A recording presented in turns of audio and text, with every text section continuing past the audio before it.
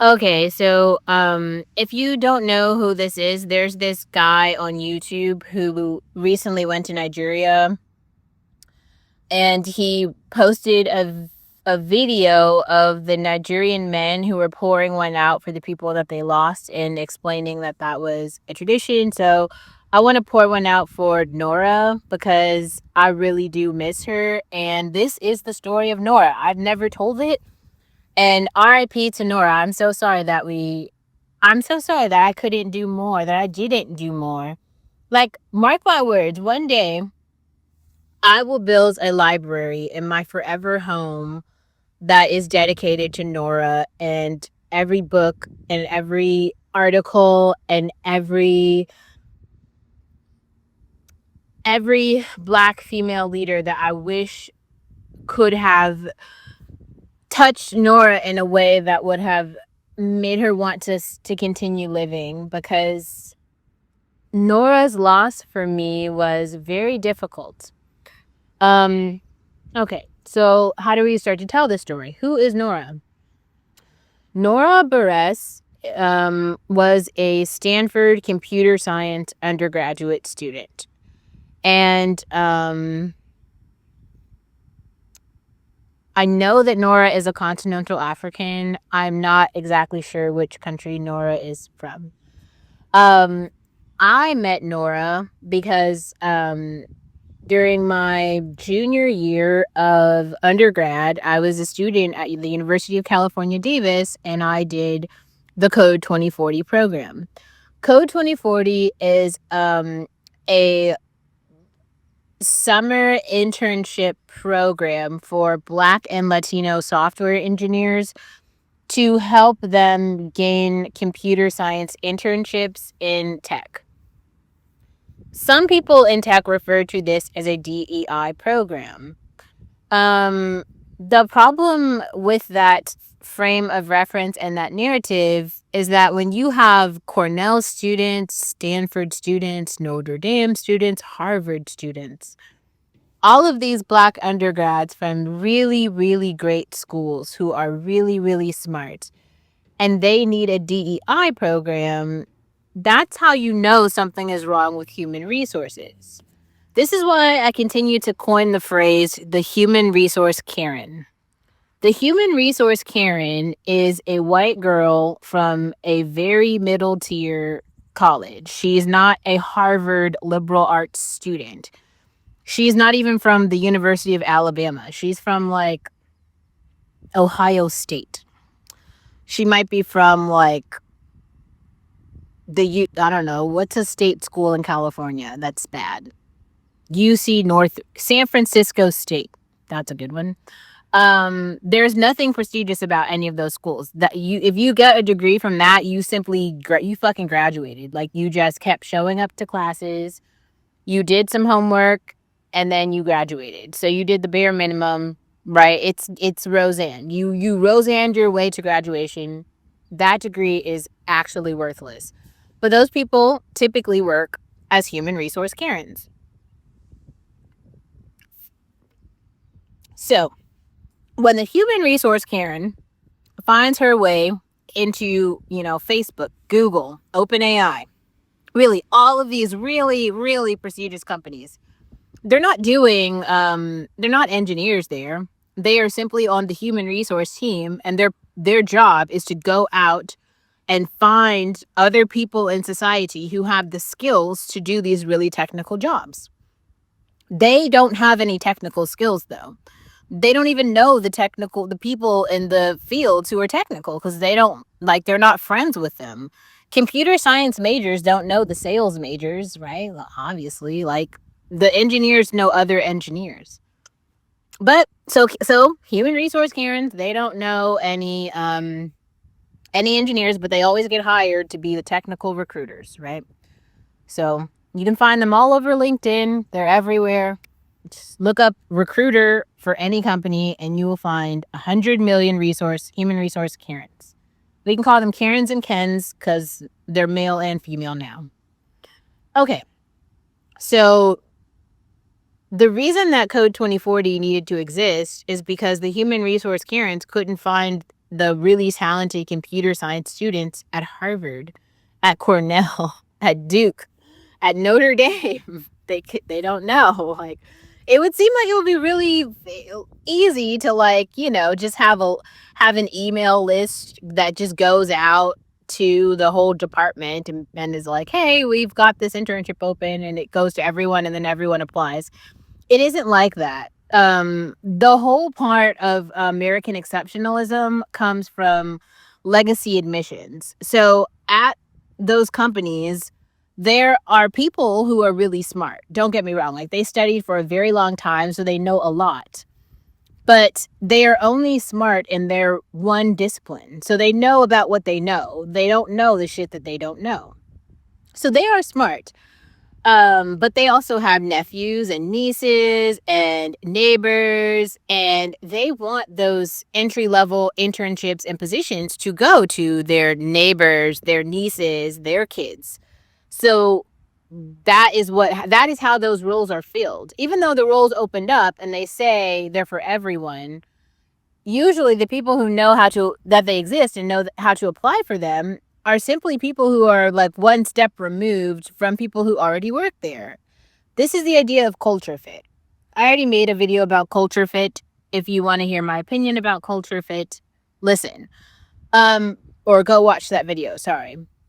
But the reason that America is failing now and will continue to fail is because that system is really important. Like, if your neighbor's kid says they want to be a doctor and you're a doctor, it's only fair for you to, like, help them become a doctor, as opposed to the first generation immigrant from across town, because you have more affiliation with them. They're already members of your community. But what if that first generation immigrant from across town is smarter, has more potential, has just done more? For the greater good of society, you should probably help, or if you're in an interview process, select that person. They don't do that. And there'll be a bunch of reasons why people like you or me won't get selected, even though we have the skills and we have a lot of potential and really great things to bring to the country. Culturally, we don't fit into the ideals of whatever, American exceptionalism is, and it's not exceptional, right? That's why we see China winning. Now, this is where we can kind of exploit this. It's not just a narrative, it's a culture fit tradition. You have to let Becky get her things. Let the nepotism kids have their things. Let them shine in the way that they believe they are shining. Like, so they get the internship. They don't really do a very good job in the internship. They go on, right? So they say they get the opportunities that trickle into more opportunities that trickle into more opportunities. We don't get them, but we have the skills. It doesn't matter anymore. Us, me, and the people like me are showing you in real time how to build around them. We are their competition, and we aren't building for America because we don't care about America. We don't even like America.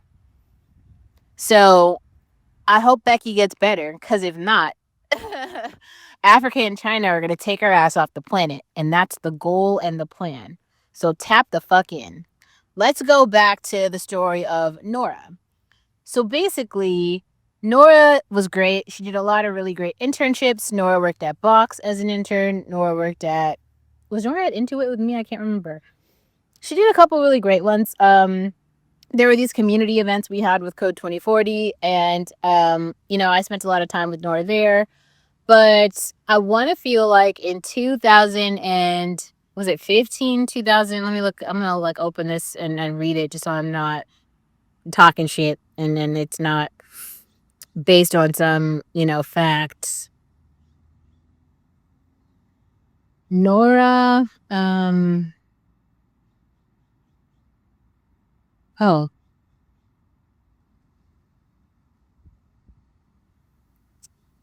I have the photo. I'll pull it up. Just give me a second.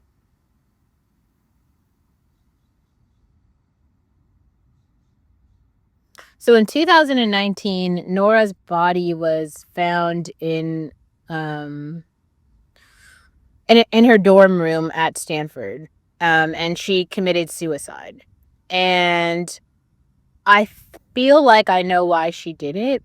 I feel like when you understand the culture fit situation that I just described to you, and then you understand the odds, like Nora is a continental African, so her entire community is expecting her to succeed, right? And it's kind of like no one has done it before. She's the first person, and she's not a Black American, so she doesn't have all of this context and history here in the country. So everything is a first, and it's really hard to have these like genuine experiences in America, in Black academic spaces, in technical spaces, when you know that the people around you don't care about your actual life. They don't care about your humanity. Um, and that's hard. That's hard because it's like, they don't see you as a person, but you're still existing, right? You're still going to labs. They're still your managers. But it's like, especially in the Asian community, and I will put in the description box to this video, Suren's video, that was really good. It's about the anti-Black Asians, right? And why the Black community did not support Crazy Rich Asians. Um, our communities aren't similar. The racism is historic, contextual, and rich. And it isn't going to change. And I don't think that there should be an expectation to. The reason why Nora's suicide hits me so hard is because I know how hard it is to exist. And I had, at the time, even a few more coping resources um, that probably could have helped Nora feel seen and establish more of, I'm going to say, like, really feet on the ground. When people say touch grass, this is what the fuck we're talking about. Like, be outside. It really does help to ground yourself and to just feel alive. And I think that unfortunately, the skills that, and I will say, so much of this I learned in talk therapy, and I definitely increased my talk therapy when I learned about Nora's death. Um, it will help you gain skills to do that. And I think the culture and society writers, the podcast, the online spaces, talking about these things like colorism, racism, texturism, pretty privilege, classism, talking about those things, even if it's really hard, like even if you are struggling with one of the isms in a negative way, talking about it helps you grow through it. Like, I make so many of these blogs about so many topics that are so dear to me. I don't expect them to hit with everyone else. I'm not expecting everyone else to sit down and be like, yeah, me too, because some people aren't there. There are probably plenty of Black women who won't get to where I am today for another 10 years. And that just has to be real. But because my content will live here for 10 years, 10 years later, when they come back around to it, it will be here for them. And hopefully someone else would have remade it into something that's even more useful and applicable to the time. But for today, we have the nature. And you have me really saying something that is really meaningful for my real life. Um, but let's also talk about Code 2040 for a second and what the response to it. So after Nora died, I felt betrayed by Code 2040 because they didn't say anything. They didn't have any memorial. They didn't do anything. And that felt like, wow, Black lives don't matter. That's what it felt like to me. This was supposed to be the one space, not the one space, but one of the spaces where I should be able to turn and these people should have some answer that's a little bit more than the answer that I have. I was expecting them to be emotionally intelligent, to be culturally and racially sensitive, to have some sort of empathy for the loss that this community experienced. And there was just like crickets and nothing. And I think when that happened for me, it was very much so a fuck Code 2040. I'm not a person of color. That is when I think I'm going to get that tattooed somewhere on my body. That is the day for me when I was like, fuck the people of color. I'm not a person of color. I'm Black. I'm Black. Black on both sides. And I made that video. But that was really the cry. I think that very shortly after that is when I found Seren's content, and it was like a black woman who was just giving her opinion on so many issues in society and the world. Some of the issues I wasn't familiar with because I was so entranced in my own tech space. I didn't know what was happening, but Seren knew. And Seren talked about it. And Seren was just so like knowledgeable. And she was like, she just has a way of explaining things where you feel like you're listening to her and you feel like you're talking to a friend. That's how I felt. And she had a Discord channel and she had a very active community and she was going on all these panels and just talking about race and society. And it was like, damn, this like I feel seen. I feel seen. I feel like if Nora would have found Seren, she might have wanted to live. There could have been all these other things going on with Nora that I don't know. I don't know. You know, that's I'm making assumptions here, but I will still say, and I don't think that this will change as time goes on, I feel partially responsible for failing Nora, for failing to check in on Nora, for failing to do more in our friendship. And I won't ever forgive myself for that. And it's another reason why some days I keep getting on, even if it's just for one person, because like that person could have been Nora. And like fuck, like um that was a really hard loss for me. And it was like crickets in that community. Like the Stanford community felt like they didn't say anything about it. All of the researchers that she worked for didn't really say anything about it. I think Andrew Ng was like one of her TAs, was her PI, her principal assistant. Like she was a research assistant in his class, and he didn't say anything. And it was just like, man, these people expect me to care about them and their families and their lives. Fuck them. Fuck them forever. That is the day that went from an I thought and an idea to a lifestyle philosophy. It wasn't just like a silent thought. It was like a come to Jesus moment where it was like, yeah, like you it's not even that you might want to feel empathy for people who don't see you as a human, but you can't do that. Because what that actually translates to is a sort of betrayal in yourself. If you try to see someone as a human who does not see you as one, some action and probably multiple actions that you are going to take are going to lead to your own demise. Like it is going to lead to you losing out, to you failing, and to you helping to validate the dehumanization that they already feel toward you. And all of that is fucking pointless.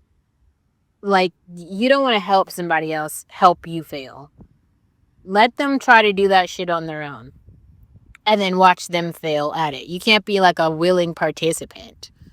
It's like the niggers who sit on here talking about how, like, they agree that black people have low IQ. Like, you could have just saved that for a journal post. We didn't fucking need to hear that on your actual space that is broadcast to the world.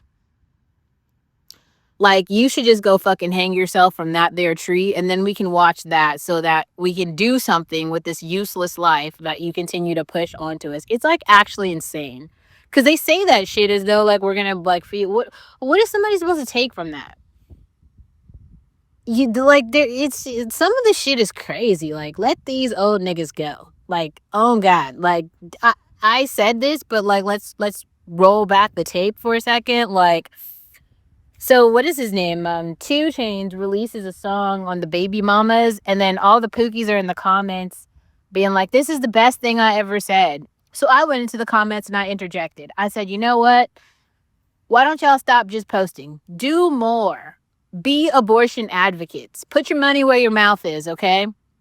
Every time you think about procreating, nigga, don't. Don't. Go walk that woman to Planned Parenthood and help her abort so we can get y'all off the fucking face of the planet. Like, we don't need you here anymore. Like, you have done all you needed to do. We don't want to see the funky ass posts. Like, we don't need no more negative reinforcement. Just shut the fuck up and die. Seriously. Like, I'm over it.